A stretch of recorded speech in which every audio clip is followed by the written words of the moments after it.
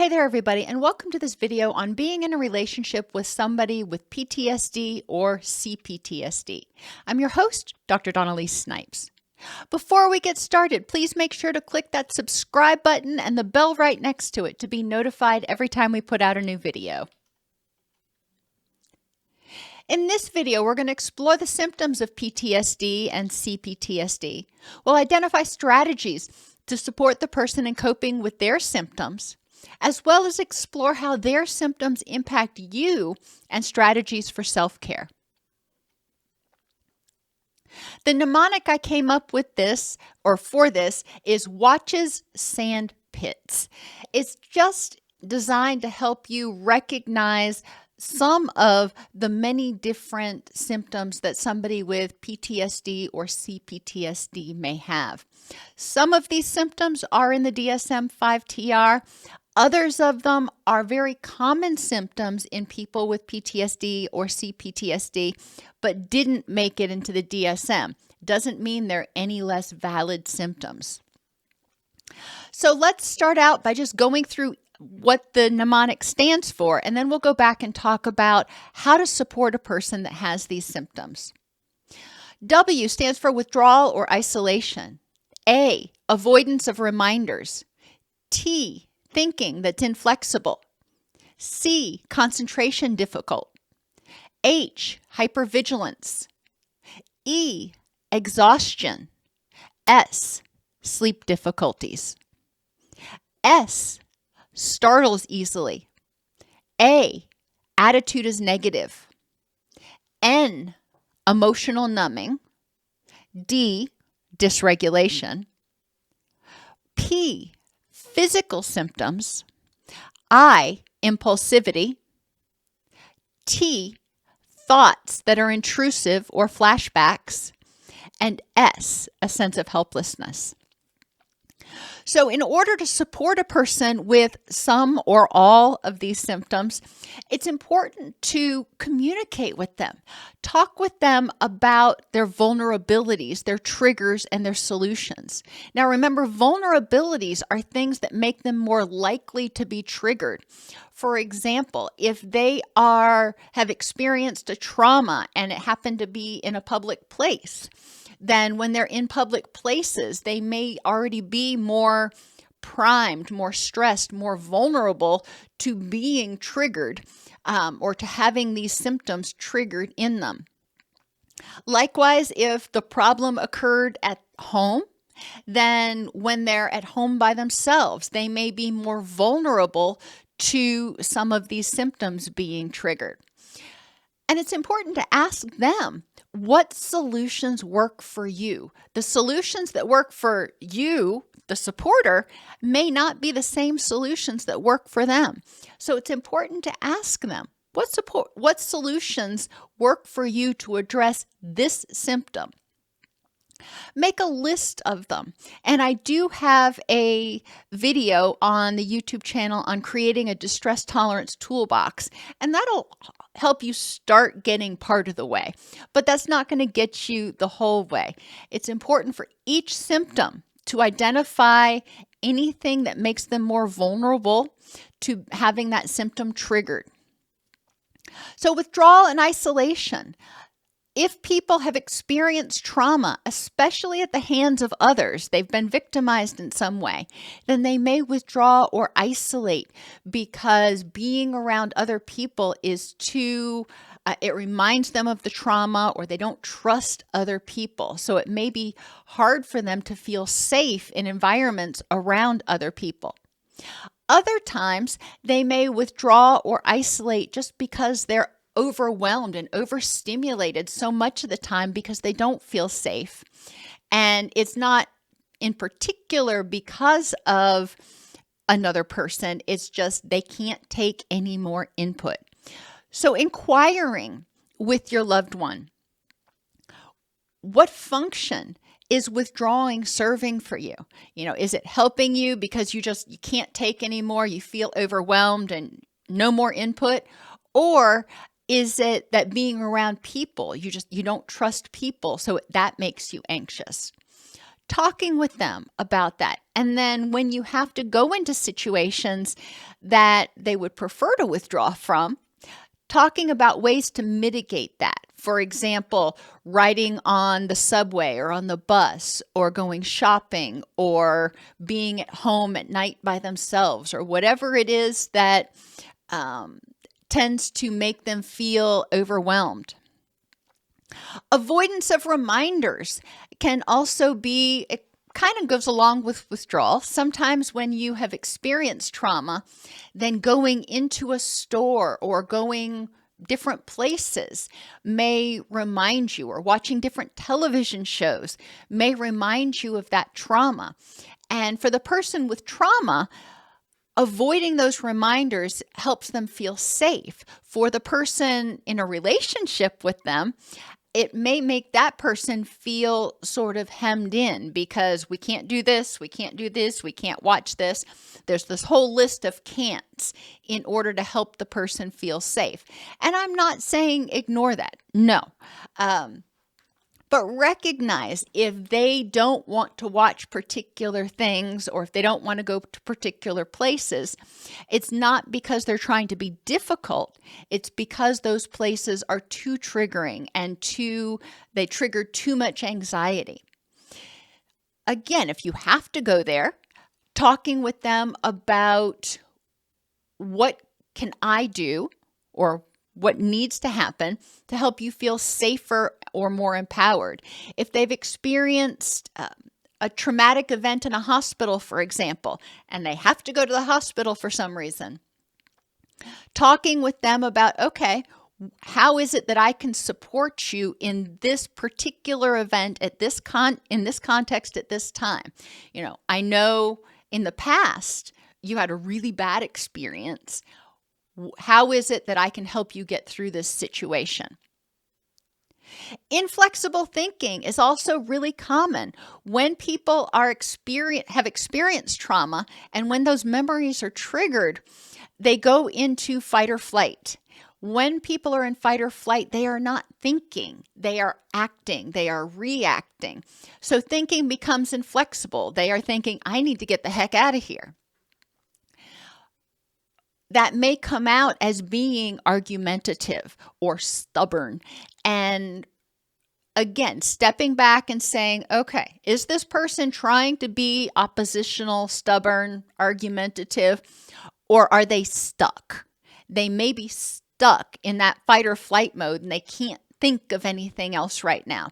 And one thing that can be helpful is to talk with them about what is it that I can do right now to help you feel safe and secure, to help you get into your wise mind.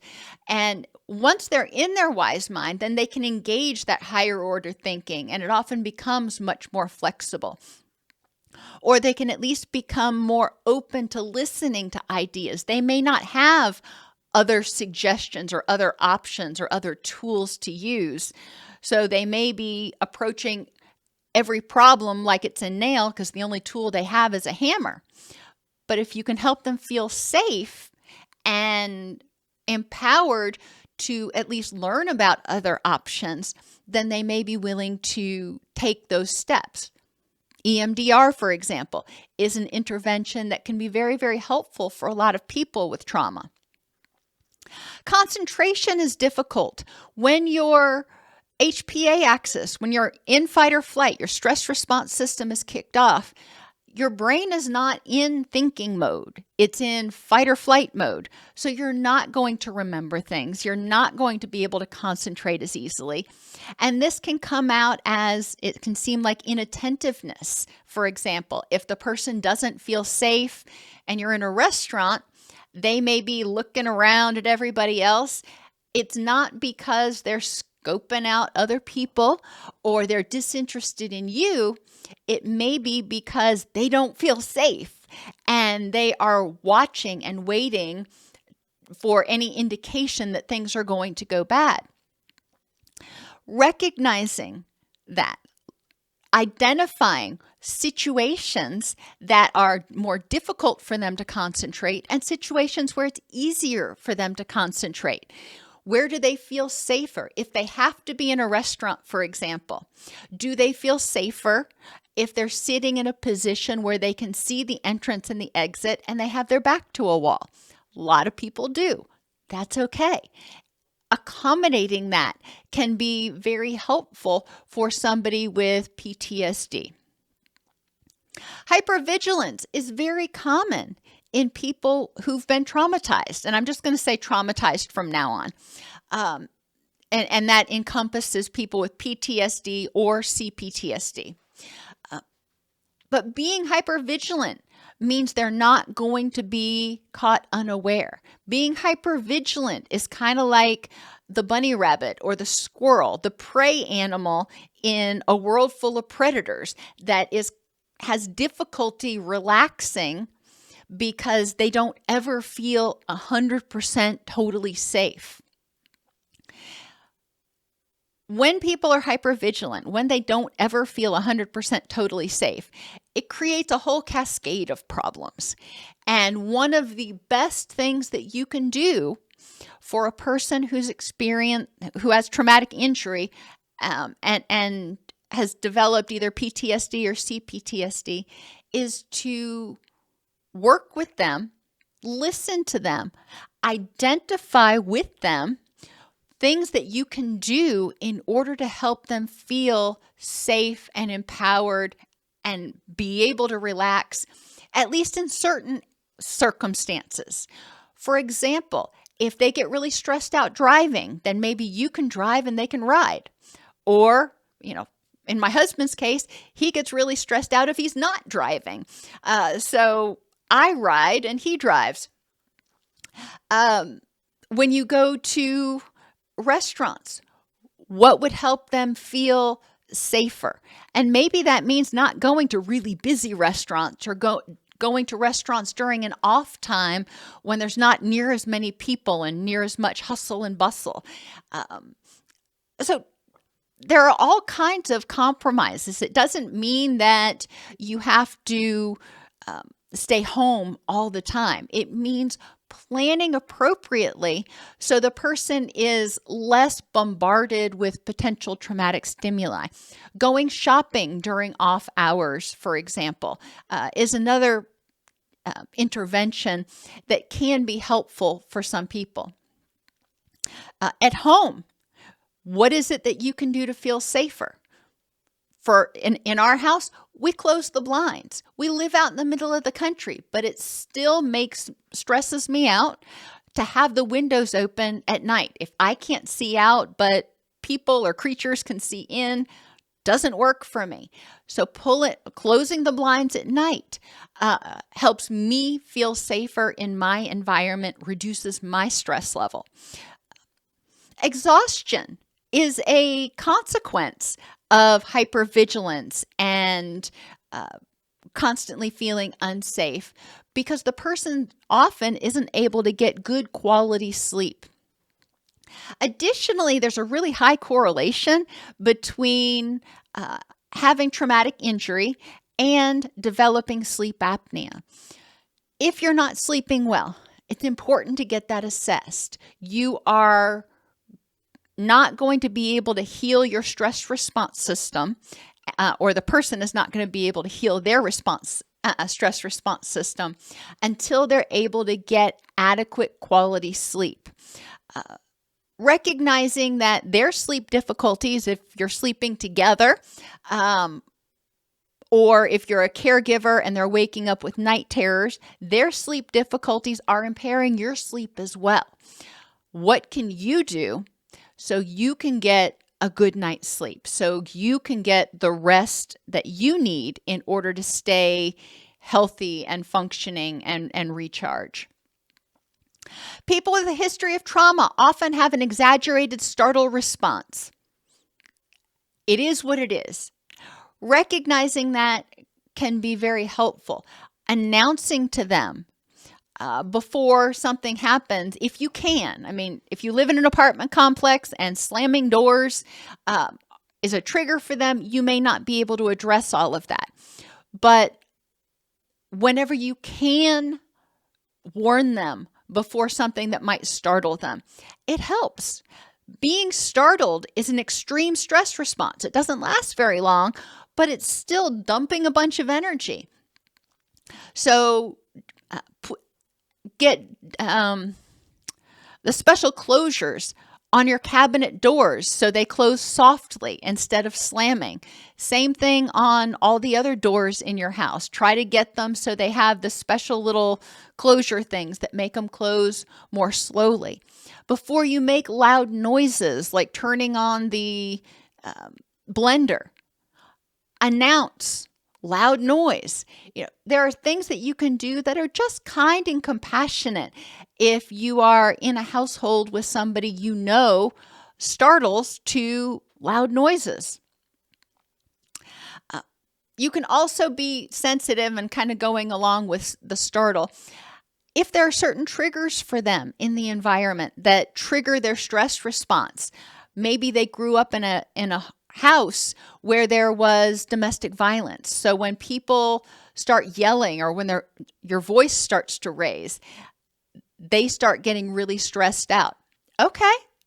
Recognizing that and helping them evaluate the situation. Obviously trying not to yell around them is helpful, but if something happens and you yell, you drop something on your foot and it hurts really bad and you yell all kinds of expletives, that may trigger them. Okay. Recognizing that, addressing them, sorry, didn't mean to scream, everything's okay. Addressing it immediately can help them re-regulate a little bit and encouraging them to evaluate the current context. In this context, at this time, what did it mean when I screamed? It's not the same as 20 years ago when you were at home and your caregiver started to scream. Okay.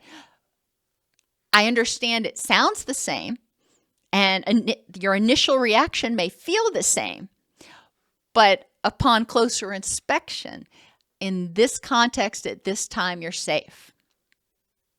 People with traumatic injury often have a more negative attitude. This is because after a trauma, because they're hypervigilant, because they're scanning for any signs of threat in the environment, guess what? You look long enough for it, you're going to find it. So people who are hypervigilant often notice the negative, don't notice the positive, and when you're always noticing the negative, guess what? You're going to start to develop a more negative attitude. Acknowledging what people see, acknowledging their perceptions is important. It's not helpful to invalidate people's perceptions and responses. You can present your own, or you can present additional information if that is okay with the person. So if they're in this place where they're seeing everything as negative, acknowledging, yeah, that stuff sucks. I hear what you're saying there. And did you know, this happy thing happened? And that can even be sharing your stuff, not telling them, hey, you should be happy about this. Don't tell them what they should and shouldn't do. They can acknowledge the stuff that they're stressed out about, and you can point out things that you're happy about. They can choose to be happy about it or not. Numbing is when people are not really feeling. They're not happy, they're not sad, they're not angry, they're just blah. And many times people with traumatic injury numb up because the feelings they're feeling are just too overwhelming, too powerful, so they just don't feel anything at all. Unfortunately, sometimes that means it's hard for them to even open up to feeling anything in the future. They don't feel anything related to the trauma, but they have a hard time feeling anything about anything. And that can be devastating for them, but it can also be terrifying to them to even think about starting to feel, because they're afraid if they do start to feel, they're going to get overwhelmed. It's important not to should people with trauma. Shoulding is taking away their power, telling them you should feel this way or you shouldn't feel this way. That's taking away their power. Validating how they feel, which means acknowledging it. You're not saying, I agree. You're saying, I see that you're stressed out, or I see that you feel completely overwhelmed, or I see that you don't feel much about anything right now. Okay. And talking with them about what is it that you can do to be as supportive as possible at this time. Now, the opposite of numbing is dysregulation. And that's when people go from kind of a flat state or maybe even numb state to being enraged or frantic. And we've talked about this in just about every other video because dysregulation is common to most mental health issues. When people go from flat to furious or flat to frantic, it can feel completely overwhelming. It can feel like they were, standing on the beach and all of a sudden a tidal wave just completely engulfed them. And it takes them a minute or longer to re-regulate, understanding that even though in their mind they may even realize that this whatever event happened only warrants a reaction of a 3 or a 4, but they're reacting with a 10, they may recognize that intellectually, but their brain, their stress response ain't hearing it. They're not being overly dramatic intentionally. They're not exaggerating. They are actually experiencing a much stronger neurochemical reaction than somebody that doesn't have traumatic injury, somebody that doesn't dysregulate. Recognizing that is going to be important. Embracing that and saying, okay, it's going to take you a little bit to recover from this. Because unlike the person whose house floods, a little bit because a pipe burst, this is more like a person whose house flooded 6 feet deep because the dam burst in the town. And the damage is a lot more extensive and it takes a lot longer to dry out.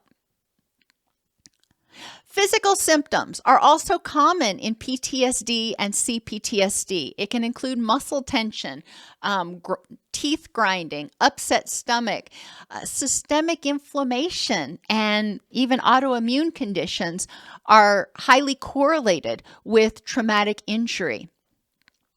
The person who's experienced trauma may have more physical symptoms, and those physical symptoms may become a lot worse in proportion to their perceived level of stress or threat. It's important for us to be sensitive to that and, again, not accuse them of malingering in some way. It's important for us to recognize what those physical symptoms are communicating and be as compassionate as possible. Yes, it can be exasperating and frustrating for you because maybe you wanted to go hiking or maybe you wanted to go do something for the day and your significant other had a bad night. Maybe they had night terrors all night and now they're exhausted today and they just don't have it in them to go do it. And that can be frustrating. It's important to respect the fact that they're exhausted and, again, talk about ways that you can make a workable compromise. Sometimes that may mean you go do it anyway, and because they want to stay home and rest and recuperate. Other times it may mean you change plans. You're still going to do something together, but it may not be quite as active or for quite as long.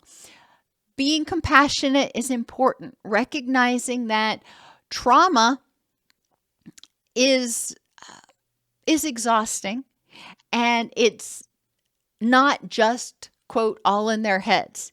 It's a physiological response as well as a psychological. People with traumatic injury may also be impulsive. They react. They feel stressed. They react in order to protect themselves. noticing the environments and the situations that make your loved one, that cause your loved one to be more vulnerable to impulsivity is going to be important. And sometimes this impulsivity may come out like drinking or random shopping or spending. It can come out in a lot of different ways, and it may be designed to distract them from the pain or distress they're feeling, or it may be as a reaction to push away something that they are seeing as a threat. Intrusive thoughts and flashbacks are also problematic. And I wish I could say that at a certain point, they just completely go away and you never have them again. However, for most people, that's not the case. For most people, those intrusive thoughts and flashbacks, as they feel safer and more empowered, once they've processed the trauma, they will be much fewer and further between and much less intense. However, it's possible that they can be triggered. Some people, for example, will have thought they processed their trauma and be doing just fine. They had a trauma when they were a young child, and then they have a child of their own, and all of a sudden they start having those intrusive thoughts and flashbacks again. Okay, that's the brain going, oh, been here before, don't forget. This can be scary. They can be dealt with, but it's important to recognize, and I hate to say normalize, but normalize it. This is not an unexpected event, and help them feel supported and empowered to address it. Which takes us finally to our sense of helplessness. People who've experienced trauma have experienced helplessness. And if they've experienced ongoing trauma, especially, years of trauma, then they may start to feel helpless to change anything. They may feel helpless to address anything. And it's important, if you want to help support them, to encourage them to identify what their rich and meaningful life looks like, what the things that are problematic, what the things that are bothering them are, and what the steps are to address those things. And they're not going to change overnight, but helping them see baby steps, helping them see incremental progress can help them feel empowered and feel like they are safe in their current environment. Help us continue to make practical mental health tools available to everybody. You can join the channel at docsnipes.com/YouTube, donate at docsnipes.com/donate, and of course, like, subscribe, comment down below, and share. Every person's trauma issues look a little bit different. There is no one-size-fits-all way of supporting people with PTSD or cPTSD. Ultimately, we want to help them feel safe and feel empowered to keep themselves safe and move toward what they view as a rich and meaningful life. But what that looks like is going to be different for just about every person. It's important to understand their vulnerabilities, triggers, and effective interventions to help them feel safe or empowered. So when they're triggered, you've got a toolbox you can share with them, and they've got a toolbox that they can pull from. It may be helpful to encourage mindful awareness of vulnerabilities and triggers. For example, we're coming up on holiday season, and for some people, going home for the holidays is just full of all kinds of triggers, and they feel a lot more vulnerable during this period because they're just constantly being reminded of those traumatic experiences. So encouraging them to check in with themselves, at least in the morning and at night, and say, what do I need right now in order to feel as safe and empowered as possible?